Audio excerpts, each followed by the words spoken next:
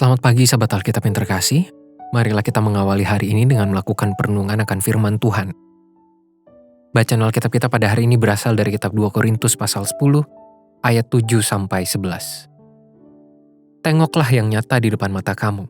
Kalau ada seorang benar-benar yakin bahwa ia adalah milik Kristus, hendaklah ia berpikir di dalam hatinya bahwa kami juga adalah milik Kristus sama seperti dia.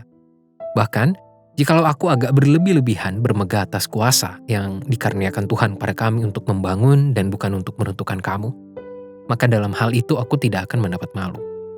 Tetapi aku tidak mau kelihatan seolah-olah aku menakut-nakuti kamu dengan surat-suratku.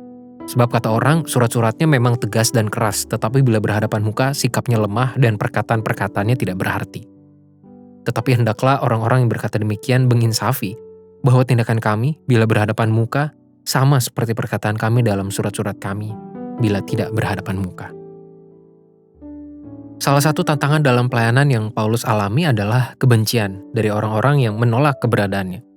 Kita pun sudah berulang kali merenungkan tulisannya yang menjadi cara Paulus untuk merespons kondisi itu. Pada saat ini, tulisan Paulus juga menunjukkan hal yang serupa meski dengan penekanan pesan yang berbeda. Ia tidak hanya sedang melawan pengajaran yang disebarkan oleh para lawannya di tengah jemaat, melainkan juga mempertahankan integritasnya sebagai seorang rasul. Nampaknya para lawan Paulus menggunakan kondisi fisiknya sebagai celah untuk menyerang dan menjatuhkan citra Paulus di tengah jemaat di Korintus. Besar kemungkinan hal ini ada kaitannya dengan kondisi yang juga Paulus maksudkan dalam pasal 12 ayat 7. Maka aku diberi suatu duri di dalam dagingku. Itu perkataan Paulus. Kelemahan fisik Paulus dan berbagai situasi yang menghalangi kehadirannya secara fisik di tengah jemaat di Korintus ternyata dirangkai sedemikian rupa oleh para lawannya untuk mendegradasi kualitas pengajaran Paulus.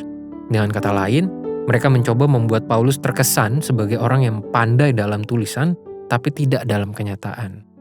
Melalui perikop inilah, Paulus menekankan kepada jemaat di Korintus bahwa ia adalah seorang rasul yang berintegritas, baik dalam kata, secara lisan, tulisan, maupun dalam sikap hidup. Ia adalah sosok yang sama berkualitasnya, yang dapat dialami oleh jemaat entah dalam bentuk komunikasi tulis maupun secara langsung.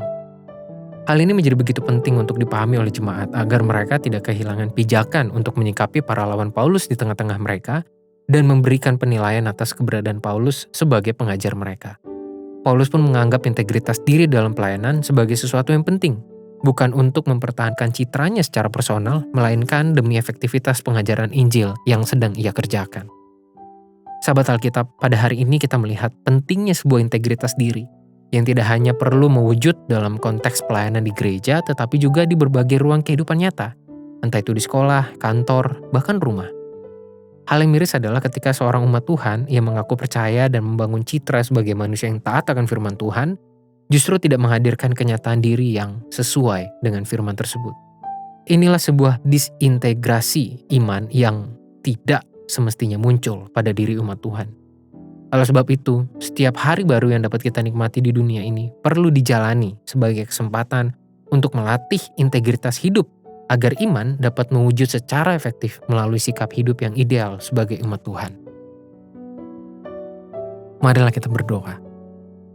Tuhan, terima kasih atas firman-Mu yang mengingatkan kami tentang pentingnya integritas, kesesuaian antara apa yang kami katakan, yang kami pikirkan, dan yang kami tampilkan di dalam kehidupan kami.